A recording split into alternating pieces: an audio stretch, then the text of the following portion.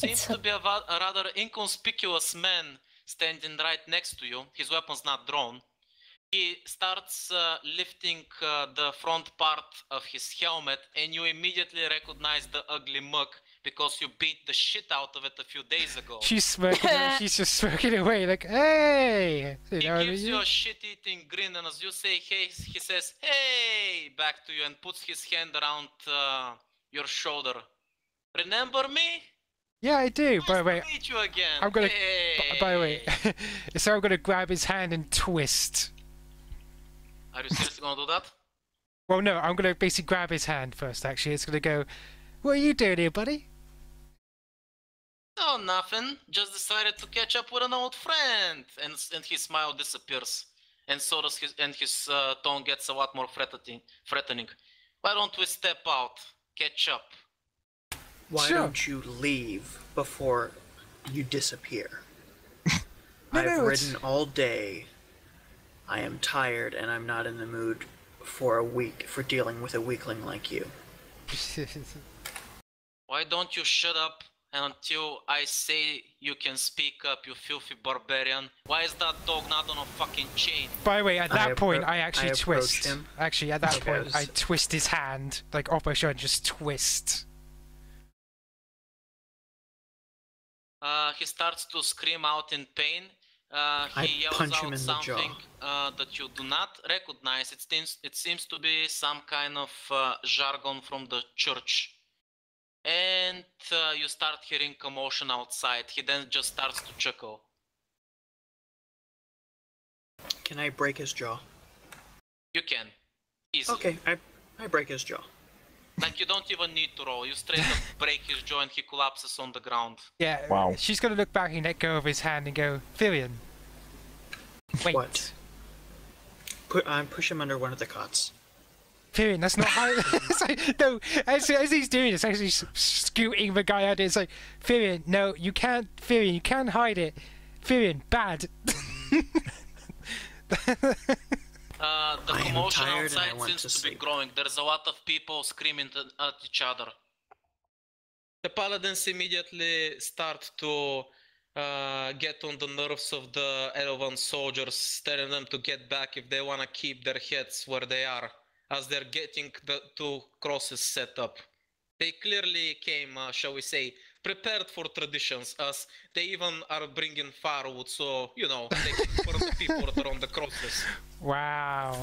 Wait, why do they have two crosses? Actually, that's a fair point.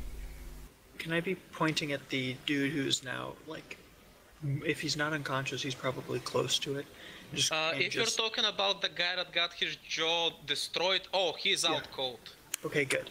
Isn't he like left in a tent? Yep. Well, I threw him under the bed. I'm You can't solve your problems like that, Theron.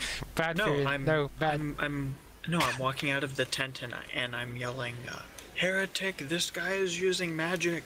Heretic!" You realize he's in paladin armor, right?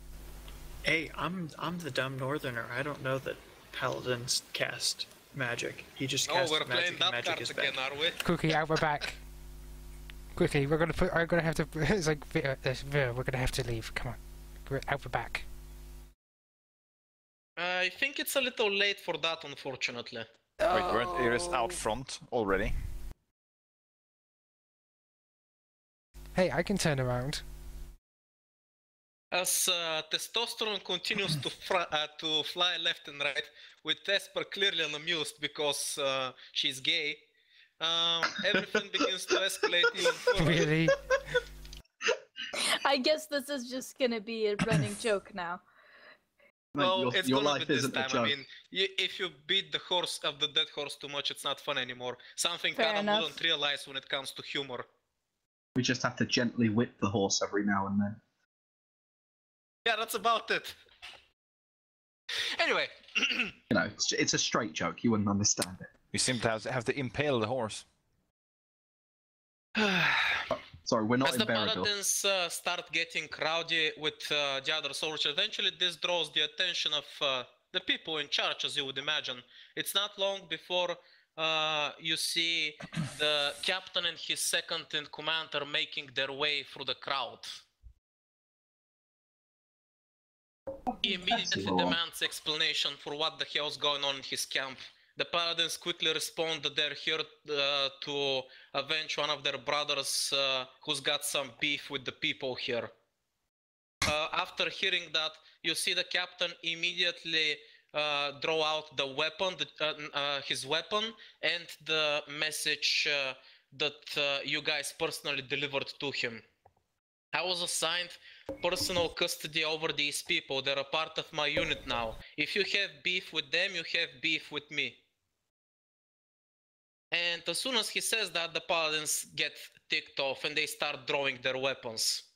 Which in turn means that all the Edelvan soldiers around them draw their weapons as well. I draw my weapon too, just because this looks like fun. I have a stick. I'm gonna just step back. Yeah, don't worry, you're still an uber bro for standing up and about to fight without magic with me. It's fine. So I exited the tent like the rear way last time. Yeah, I think. you decided to cut the tent from the back and slip out the back, right? Yeah. So is there an elevated position I can get to? Defy position, because we're talking about a massive scale here. 80 soldiers surrounding like 20 or so paladins is not exactly, well, get to an advantageous position. It's literally, you know, quite the big area that's being taken over by a lot of sweaty, raging young men that Esper totally doesn't care about. No, like I'm wondering if there's a you know, I don't know, a wagon or a carriage or like a stack of crates or something I can get on top of so I can get a view of the area. I'd say yes. It's not gonna take you long to get into that kind of position if that's what you're looking for. As the captain makes his intention quite clear that he is not gonna watch a bunch of random paladins walk into his camp and settle beef with his newly assigned men, and that everything should be handled his way since he is the commanding officer, the paladins continue to throw a temper tantrum as they get ready for a fight, clearly not caring for the numbers that are standing against them. That's when a messenger quickly makes his way into the camp and grabs everyone's attention. The captain yells out to have him deliver his message immediately, and the paladins calm down for a second, clearly intent to listen in what the messenger has to say as well. The messenger takes a deep breath, clearly having been running for quite a while, and he immediately reports after saluting.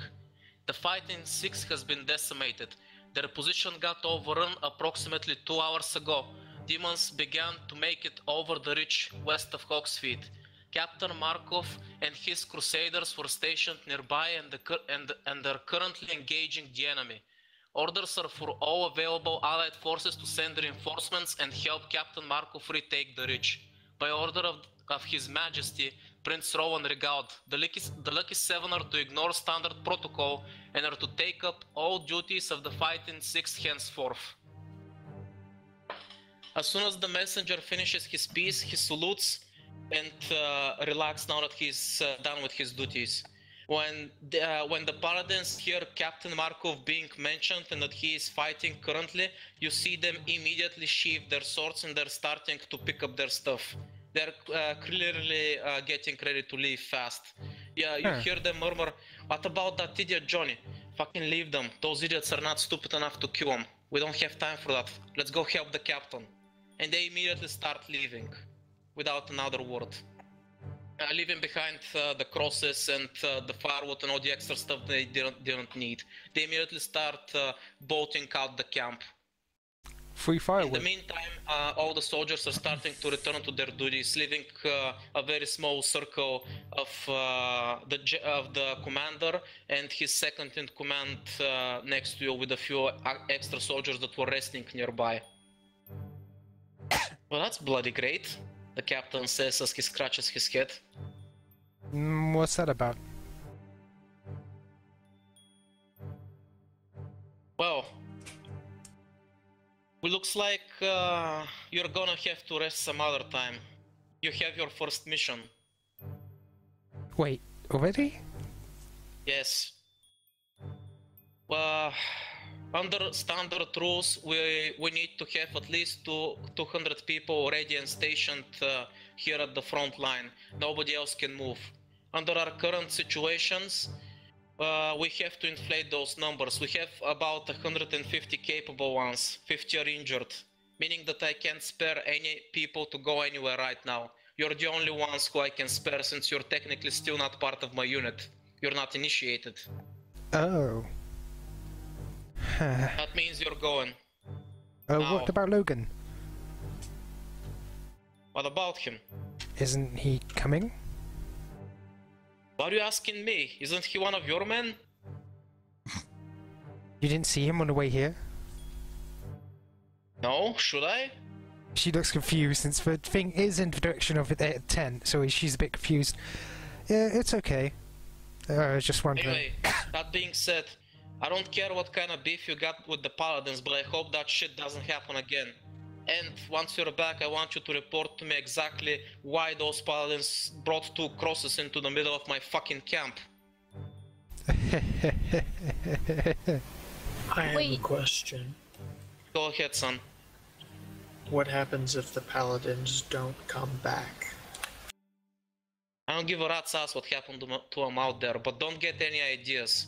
Whether you are friends or foes, this is a battlefield, and there are allies.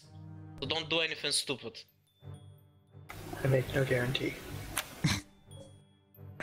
Right, that being said, I can't send you off on your own. For all I know, in the middle of the night you're gonna get fucking lost out there.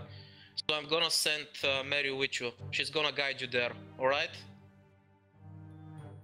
He takes out a map and goes over where the Lucky Six is stationed, and his second in command quickly takes over. With that, he leaves you to her care. He wishes you luck and goes back towards his own tent. Right, well, based on the circumstances, I believe some proper introductions are in order first. My name is Son of Mary. I'm not big on my family name, so just call me Mary for short. Nice to meet you. My name is Iris. It's good to meet you as well. Are you in charge? That would be correct. Alright then, I'll get your names later. For now, let's get some horses and some basic gear if you need anything. Let's hurry up, we leave in 5 minutes. Leave everything you don't need behind. It's gonna be a long road ahead. We need to make it there fast, so... You eventually start making your way towards your destination. And you can immediately spot that the area is not under normal circumstances. As you see, a lot of what you assume are the friendly soldiers have been impaled and made an example out of. You can attest to this fact because at their feet you see many gear that has the Edelwand crest on them. These are probably what remains of the Fighting Six. Up ahead you hear the sounds of battle. As you guys get to the other end of the field of impaled skeletons, you see on the hillside below you, the scene is unfolding. There's literally a sea of demons. Joe, as soon as he sees them, immediately recognizes this and calls them Ravagers. They're corpse eaters. Any chance I know stuff about them? Their weaknesses? Roll me demonology. Yeah. I know they Demonology! Away! Like Jill said, these guys are corpse eaters and they're particularly nasty things. The closest animal you can compare them to is a hyena. Only these guys come into very huge packs. They are mostly stupid, although some older versions of them are sentient and are actually capable of speech and recognition and act as sort of pack leaders. Usually they do nothing but feed. They swarm around like a like a swarm of locusts and destroy everything in their path. These are perfect frontline fighters because they don't care for losses. They can reproduce very quickly. How is their power level? Strong. Their numbers are is what makes them very dangerous. Like how strong would they be, say, compared to an average soldier? An average soldier can probably handle one of these things one-on-one, if barely. Okay. Good. So And they're not particularly strong when it comes to demons, but again, their strength is in numbers. They don't have any particular tactics, they just overwhelm everything in their path with numbers. Do I know if they've got like a particular fondness? You know, like favorite types of target to swarm over? No, every type of dead flesh will do. As soon as they make a field of dead decaying corpses, they immediately go into a feeding frenzy. Okay. Which wouldn't make sense for why everybody was impaled. That's not their MO. They don't even leave bones behind. Okay, you can continue. Those are the only questions I had to ask for the moment. Okay. You see that in the raging demon swarm in front of you, there's like a small island of men that are trying to hold them back. And Theron, you would recognize the man that's in charge of them because you're the only one who has actually seen him. Just a sec.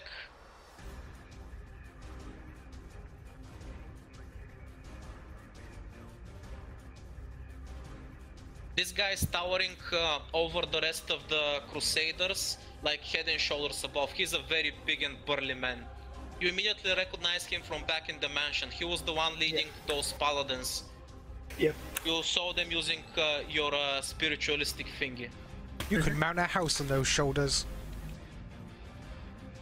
You see that the paladins have made a very tight formation with their heavy shields and spears all around this guy, and they're basically pushing back and holding at bay all the demons that are trying to swarm them. This guy doesn't even hold a weapon in his arms. He doesn't seem to have any visual weapon on him. You see his arm begin to raise in the air, and light begins to dance around it as it begins to take shape. He materializes a huge golden-like banner and slams it into the ground. A wave of divine energy washes over the rest of the paladins, and you see them getting buffed up. All their wounds are starting to heal, and their wall becomes tougher, strengthening them. He yells at the top of his lungs, "Blood and steel for the saint!" And as he yells, everybody raises their weapons and begin to drive their spears through the raging demons that are trying to break the wall and failing miserably.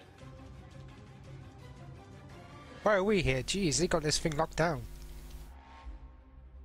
So as they continue to fight the swarming enemies around them, from their position they can't see it, but you can see it clear as day. You see that there's literally antidotes moving everywhere. On the ridge just below them, you see a huge sea. Counting is impossible. A huge demon army is starting to make its way up the ridge to where these guys are fighting. What is the terrain like? Oh yes, this is perfect. Where you guys are is on top of a hill, and just below you is another small hilly area where Markov and his men are set up and defending it. And just below the ridge, there's like a 20 or 30 meters of vertical space that these demons are climbing up. And below them, you see just an endless plain of demons. Okay, so there's no like any bits of terrain that would act as natural barriers. It's very open. Apart from the ridge and the hilly area that you are on, there is no other protection you can expect out here. Okay. On like the only natural wall here. Right. Yeah, I think the paladins are the only natural wall. I have a new spell that is perfect if we have something to anchor the line. I can create a wall of fire that will turn anything on the side I designate to cinders that comes within it, so we can funnel them. Why not just do that with a cliff surface? We'd need something on the other side. I essentially want to use those paladins as the anvil. The paladins are surrounded, right? Yeah, the paladins are getting surrounded from all sides. These demons I can are many and they're very relieve fast. pressure on 3 of those sides. Down. They have no choice. Yeah, I can relieve pressure on 3 of those sides and extend our line. Good. So I click my finger just to set the first spark, set the book on fire, and then I'm just gonna draw like a little arcane glyph in the air press my hand to it, and then on every flank of the paladin's line, except the front-facing one, a massive wall of fire comes up. Wait. Facing You just wall outwards. them in. No, the wall faces outwards, so anyone approaching any of their flanks gets crisped. Yeah, so friendlies can walk through what's it. the damage? It is okay. 6. Sorry, it's 5d8 fire and then 1 extra d6 because of book per turn. What's the save? Dex save, and they take half damage even on a. As the area around bursts into fire, the demons begin to scream and panic as some of them immediately catch on fire and die on the spot. The others quickly begin to back off, snapping out of their frenzy for a moment as they clearly fear fire quite a bit, and they begin to circle ravenously around. With some of them unable to make it past the fire, they immediately turn their attention towards the hillside because they smell there's fresh meat up there. The rest, however, continue to try to make their way through the wall, and especially the exposed side. When this happens, Markov screams out again, "Forward!" The formation immediately breaks and the paladins quickly reform, making a double wall on the front, and they immediately begin pushing forward with the spears, driving back the demons to the edge of the firewall. So are there demons starting to come towards us? Yes. Alright, I'm gonna start firebolting. Fireball. Right. And after you do that, give me I'm an only for initiative roll. SMG. What? Yeah, as soon as you're done flanking fire, everybody give me an initiative roll.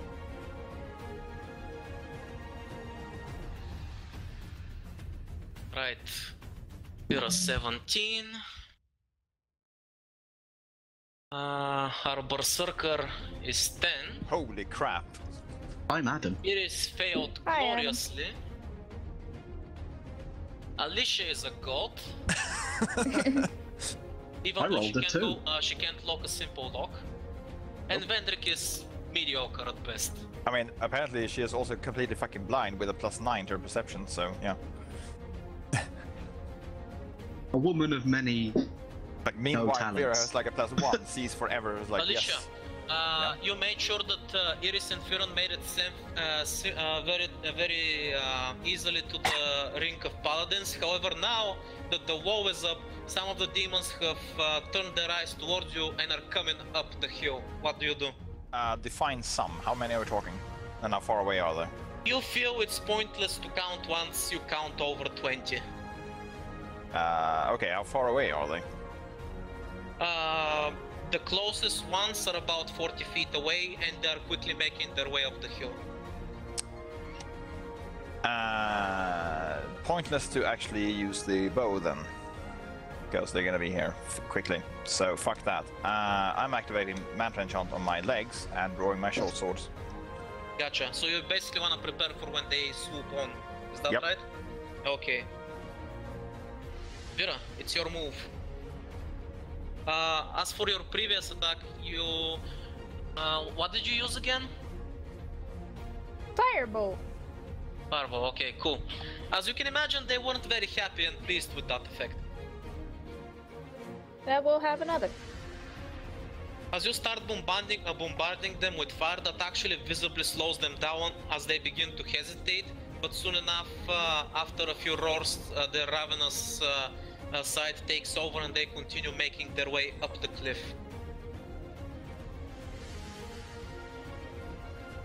Theron, your move. You're inside the paladin formation. You see that they're using their shields and spear very effectively in unison. Continue pushing forward as the fire protects them from all other sides. What do you do? First I want to rage. Barbarian! And then I want to, if possible, push my way, like, sort of towards the front. I would, if possible, I guess even be in front of the shield, sort of form like a wedge as they move up behind. And To just become an industrial thresher. Yep, I want to be a blender. You basically want to get where the action is. Oh, very, like, yes. I very much want to Do kill it. as much as Roll possible. your attacks and I'll tell you what happens. Okay. Roll all your attacks at an advantage. Oh wait, you're already raging, doesn't matter. Yeah, but I mean, why not recklessly attack for advantage? So, yeah. Go nuts. Just gonna be windmilling, hitting as much as I can.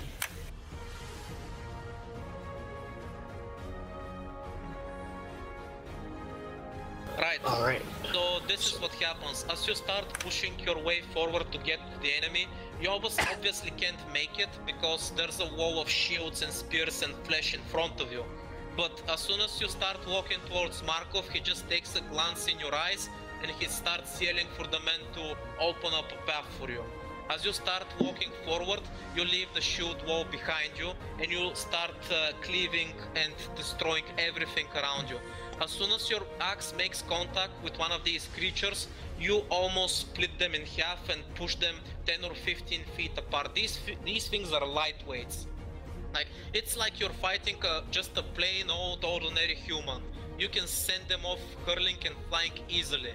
As you start hacking and slashing, one of them gets on your back, you just grab him with one hand and throw him over your shoulder like he's a fucking child. As you let out a battle cry, these things immediately start swarming you. However, that's when some spears start flying over your shoulder as the spear wall continues pushing forward and supporting you, not allowing these things to get too close. None of these demons manage to get anywhere near you, and you just manage to cleave off a good 5 or 6. They're definitely gonna think twice before they try to jump you again. Sounds good. Iris, what are you doing? I suspect I look up towards the cliffside. Are they in trouble? Like, is the firebolts doing anything productive, or? The firewall is making sure that the paladins can freely push forward towards the cliff. They're slowly making their way to the edge. Yeah, and what about my, Vira? Is her firebolts doing anything to hold off the demons from her? She's definitely doing a good job in the backline, taking care of the demons that are trying to make it up the cliff towards them. Most of the demons, however, are focused on you guys that are still protected by the wall. Alright then I guess I'm gonna basically jump across the shield wall as well. Basically gonna take the front line and start fighting within the crowd. So you basically dash after Theron and enter the fray? Yeah. I'm gonna make sure I support more on the sides and stuff where they may be weaker. Okay, go nuts.